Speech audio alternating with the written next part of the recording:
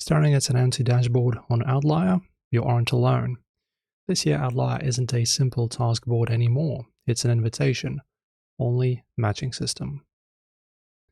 If you aren't getting project, it's likely because your profile is invisible to the AI researchers. And today I'm showing you the 3 secret toggles to get your queue full and your pay rate up. Let's get you matched. So first, head over to your profile settings. So there's a new feature for this year called Expert Match. If this is off, researchers literally cannot find you for specialized projects. Toggle it on to allow direct invitations. Next, update your resume on the platform.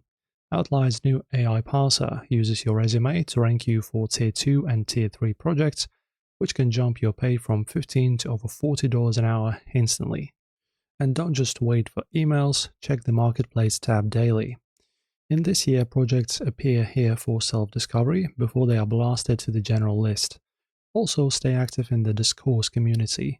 Our project managers or QMs often post fast-track links in the discourse channels for people who are active and helpful.